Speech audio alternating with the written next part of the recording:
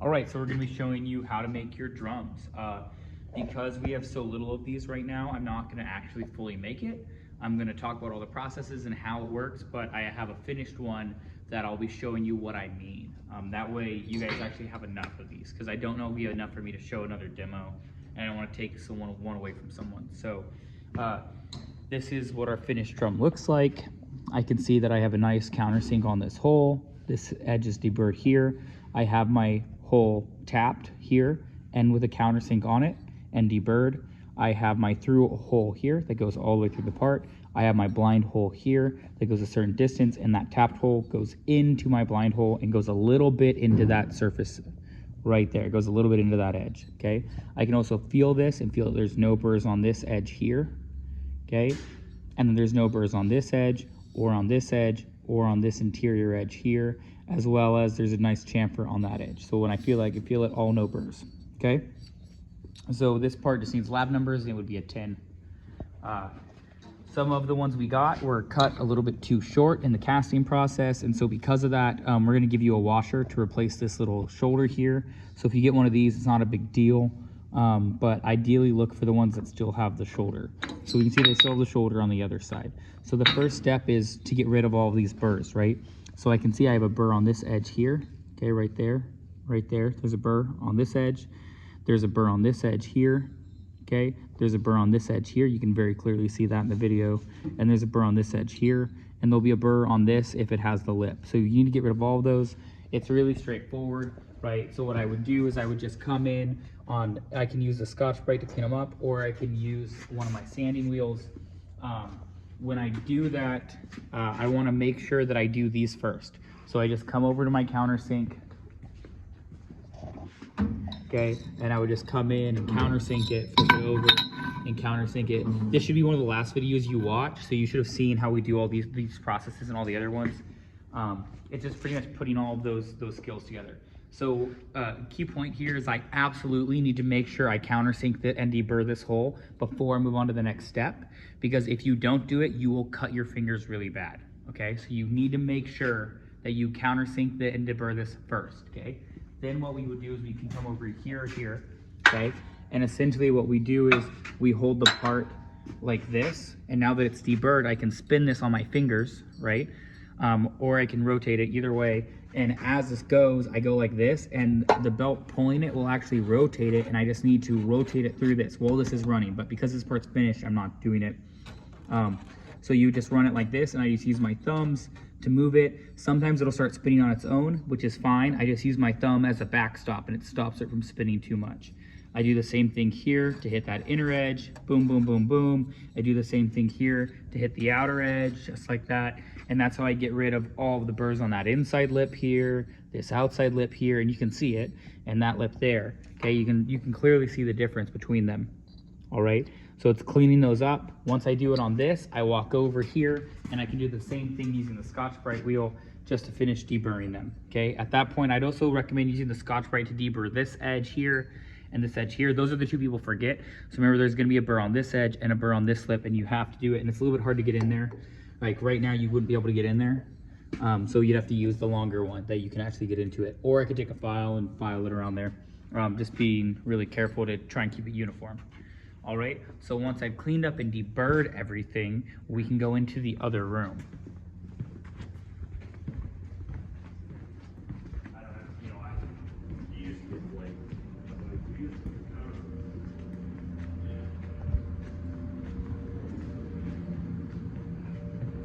Okay, so we have 2 jigs for this. So this is our first jig, this is our pickle fork jig. And the way it works is, I have this pickle fork, boom, just like that goes in, just like that. And the way it works is I have a lip here. So when I put this in, look, if I go like this, it moves around a lot, okay? I've got tons of space in there. If I put it in like this, it doesn't move at all, okay? It doesn't move whatsoever. So that's your cue that this is the correct way. If you lock it like this, this is the short part's your through hole. If I go over my through hole, it's not gonna work, okay? I gotta go over here into both flats. It's supposed to sit. So I take off my nut, okay? And it only goes on here one way. If I put it on backwards, I'll know instantly, okay? So I can see that my holes don't line up, right? It goes into the middle of my part. So this is wrong, right? It only goes in one way. So we'll flip it around, just like that. And now look, see how they line up? And look, does it move? No, okay? What happens if I do it like this? See how much movement it is? That's how you know you chucked it in wrong, okay? Just like this. And then I take my nut, I put my nut back on it, and I tighten it down.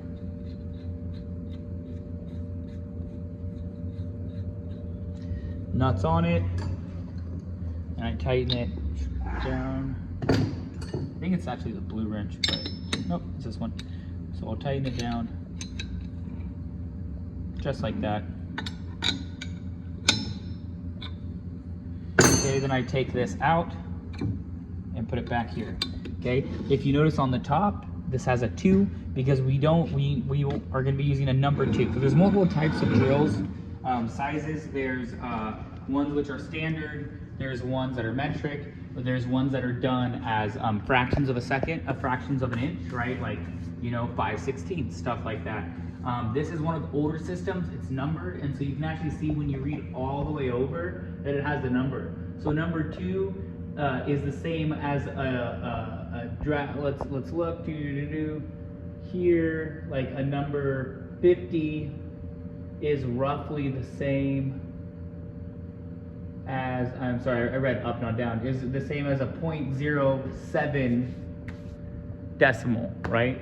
And so if you're trying to hit like really exact numbers, sometimes it's better to use that, but it's really just trying to give you guys like the notion that there's more than one type of drill, okay? So I'll check it, I can see that's wrong. For this, the guide I don't think will work, our gauge won't work, because it's only in inch fractions. So what we can do is check and see. I don't think we have another one in here, but we can always check it and see here. These are numbers and those are also numbers. I mean, sorry, letters. Those are letter drills and we need number drills. So instead what I'm gonna do is I'm gonna do the bushing test. I'm gonna put it in backwards, and when it fits in the bushing, I know I have the right one.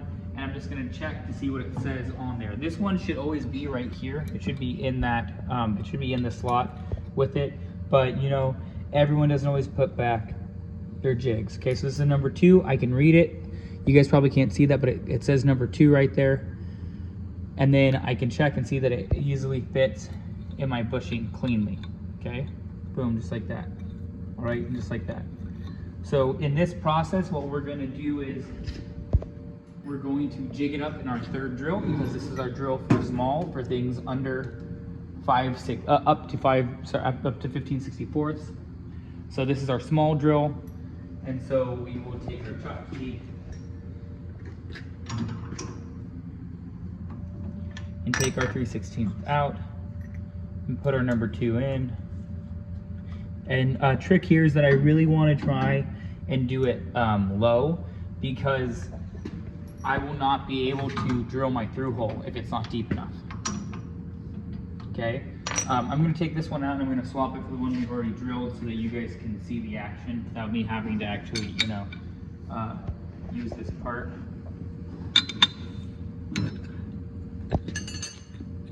And sorry about that, by the way. Hopefully I'll be able to do this, and yeah, my voice is still shot. If you're watching those videos back to back, so bear with me. So hopefully I'll be able to get, we'll get more of these in the spring, and I might redo this video by then. So remember, I put it in, I put my pickle fork in, I set it to make sure. It's a little bit harder now because the hole's already drilled, so I kind of lost my reference face, but I'll tighten it back down. And now the idea is I want to be able to have it deep enough that when I'm drilling through, I can go all the way through the part before I hit my bushings, okay? So let's see what that really looks like. Okay, I'll turn it over a bit. So first issue, right, is I'm not tall enough here to actually get it, right? So what do? Well, I could move the whole thing up, or I could just de-chuck it, raise it up that way, and then do it. But I wouldn't recommend that. Let's just raise our whole drill. Remember, we do this using the side handle. Okay, just like that.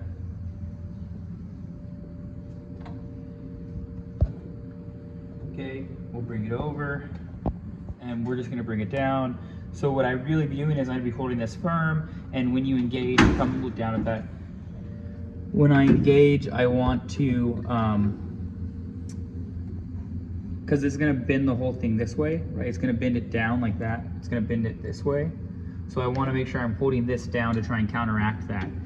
And we go really slow into it when we start, because it's gonna have a weird edge there. Then once it starts cutting, then we can just cut it like normal. And our goal is to be able to go all the way through it. Do that, go all the way through it, I can't see. Okay. And that before we touch, we make contact with our bit, let's see. And I can feel that that is all the way through. Yeah. But remember, don't do that when it's in there. And if it ever gets caught, you just run it in reverse and it'll come right out, just like that. So we need to be able to run this all the way down before it hits the bushing and deep enough to actually go through the hole. So sometimes we might have to chuck this a little bit lower. I really don't like this. I think we're looking at getting some extra long drill bits for this process. It wasn't an issue in the past, but then we added these bushings in, and now they kind of interfere a bit. So if you need to, you can always start the hole about 3/4 of the way through, and then take the bushings out, and then you use the hole you already made as your bushing and you drill it through. Okay, on this one we're going to be doing a blind hole, so it's going to be of some random depth. The depth, I believe, is 5/8. So what I would do is I would bring it down just like this, and I make contact with it. So right when it would start to cut, but without the machine on. Okay, then I come up here to my stop, I loosen it, and I bring it all the way down. Now that's telling me that when I hit that number, right, I'm all the way down there. So what I want to do is measure from the bottom, and you can see there, I'm going to grab the machine. I can also grab one of the rulers from the other room. Ideally grab one of the rulers from the other room because these are still used for the lathe, right? And what I'm going to do is I'm going to measure the bottom, okay? And I'm going to say I want 5/8. So remember, half, quarter, eighth, 1/8, 2/8, 3/8, 4/8, 5/8. And I'm just going to bring the bottom up to 5/8. Okay, so now that distance from there to there is 5/8. Let me flip it over so you can actually see that. That distance from there to there should be 5/8.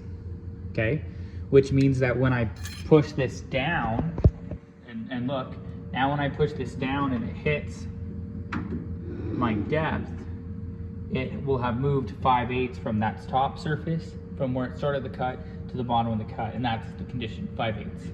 Okay, you are stronger than this guide by a lot, and you can absolutely, if you get a video of it, look up here. If I push, look at the guide. If I push, right, I can absolutely force this guide down, right? See, I moved it a full, almost ½ inch. So just be aware, it's meant to tell you when you stop. So you set it and it's like, boom, I'm done there. Don't keep pressing.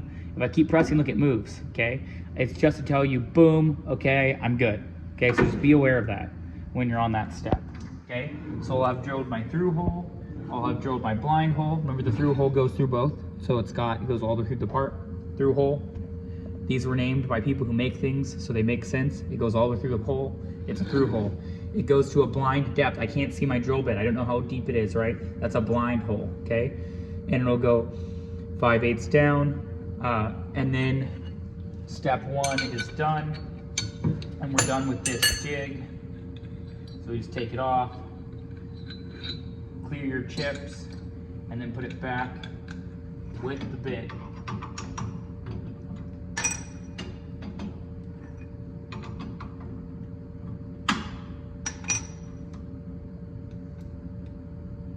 And put those back on the jig table.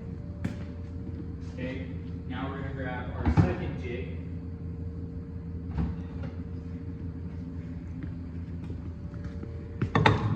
Okay, and this one's a little bit wonkier, but what you're gonna do is, remember earlier when I put it on there, it only fit one way. The same thing is true here. Earlier I wanted it over this face, right? That's where I want my pickle fork to engage. Now I want it over my through hole right there. And if you notice, look, that geometry matches that geometry, okay? I'm gonna come over and lock it in just like that, okay? It locks over and then in, boom, okay? So I go like that, and then I come in from the top and I lock it like that, okay? Then this comes in here.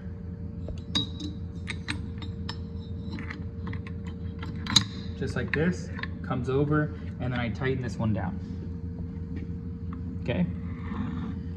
So what this allows us to do is drill our number 7 hole, okay, which we'll do on our small drill bit. Sorry, on our small drill with my number 7, I can check it. Yep, that's a number 7. It should be in the spot that says drill. Yeah, I know. So we're gonna chuck it up, put it in like that, and then we just come in and we make, oh, I did not fully chuck this in. Let me actually chuck this in. I forgot to use the chuck key, that would help me tighten it. Okay, chuck key, just like this. I don't know if this is the right chuck key. It doesn't feel like it's the right one. This is the right chuck key. There we go. Okay, so we're gonna drill through and we just go. And the goal here is I'm gonna start the hole, and then once I start drilling, I wanna drill deep enough that I just go into, so I'll feel it, right? It'll feel like a normal hole. I'm drilling a normal hole, okay? And then I'll feel like it really wonky and weird, right? Because that's what happens when you drill through a hole. And then I'll feel like a boom through the hole. I'm through my first hole, right? Which is the upper edge of this blind hole we just made. Then I want to do is keep drilling until I just barely touch the bottom. So I'll do it and I'll feel it start drilling again. Remember when you start a hole, how it feels like that? So think about that. And when you feel that it has started to drill through the bottom a little bit, then you're good to go. The idea is that when I put calipers in here, I should just barely not be able to see the bottom of the calipers. That'll make sure that you've drilled deep enough that your pocket will work. So the idea is I'm taking my cable, the cable will go through the through hole, then it wraps around and goes into the blind hole. Then you take a set screw from the top and you screw it down. And so it needs that little lump in it, right? It needs that when it comes over, it needs that little gap for the cable to push down into, right? For it to deform into, to actually get that nice, good, secure connection. So we need to make sure we drill just a little bit down into it to give it that pocket to rest in, okay? After we've drilled that hole, what we're gonna do is take the pin out, take the guide out, and it'll look like this. So let's do that again, but with the one that's already drilled, so it makes more sense.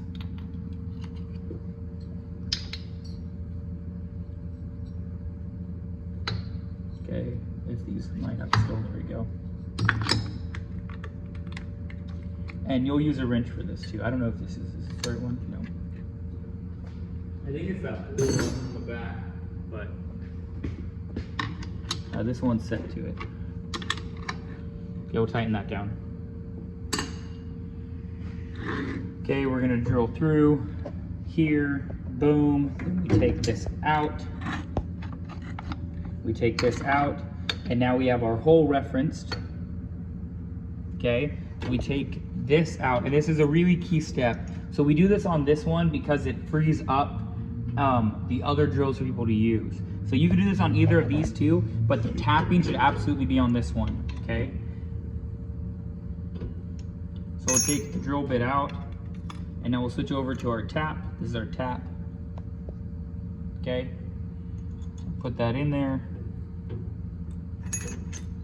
And when you tap it, you're literally gonna bring it down, you'll make contact, and then you'll, by hand, you do not turn the machine on, by hand I'm gonna thread it 1 or 2 rotations, okay? I just wanna put 2 or 3 threads into the part, okay? Once I have started the part, once I've started those threads, okay, in here, I'm gonna let it, and it'll be connected, right? They'll be connected together. Okay, let me see, I might be able to actually feel for it. Okay, so they'll be connected like that, right? I can see it, you see how it's lifting up the whole jig? So what I wanna do is now just run it in reverse by hand, so I'm just slowly untapping it while letting it come up, and it'll just pop right out, okay? So once I've set my first threads, I can now take it off the jig and let someone else use this jig, because you're supposed to hand tap these. So I grab my hand tap, which is the same thing as this, it's just in a handheld one, and I bring it in and I'll be able to start it, and I'll make sure I use tapping fluid while I do this, and then I'm literally gonna just come in and tap it, okay?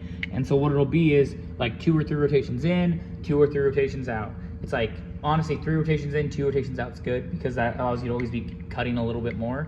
But you're essentially just gonna thread it in, thread it back out, thread it back in, thread it back out. And it'll be easy to unthread, but it'll be hard to thread. So just be aware of that. When you're threading in, it'll be a little bit harder, okay?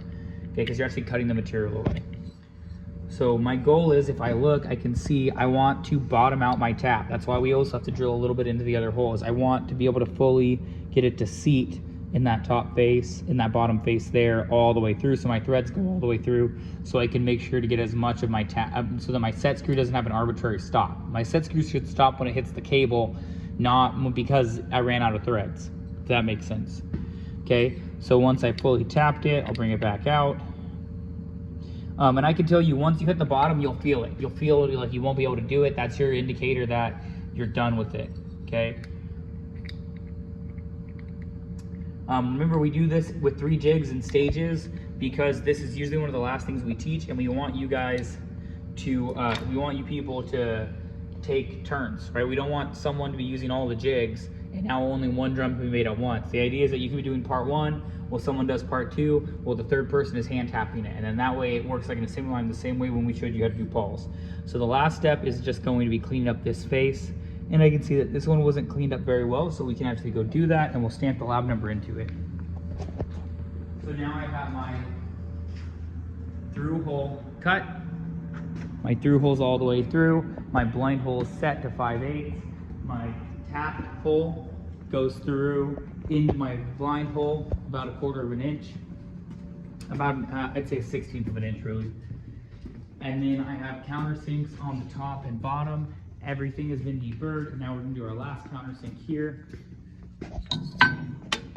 Okay, if it wasn't unplugged, let me unplug it and let me plug it back in.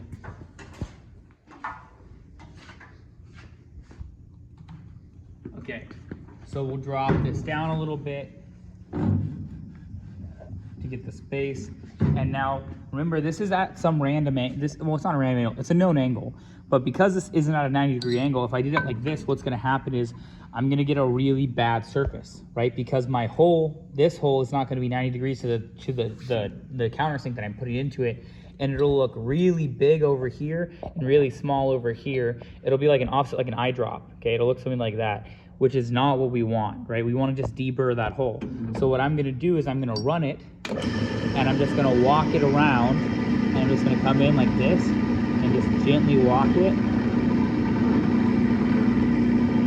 Just like that. You see how nice that is, right? It's fully deburred, but it's also symmetric to the hole itself, rather than being offset to one side. And then the last step for that would just be deburred again on the wheel. Just like that, right? Now it's nice and deburred. Okay? So, last thing, what we always do to our parts is we're gonna stamp our lab number in it. This one, it's just somewhere on the face.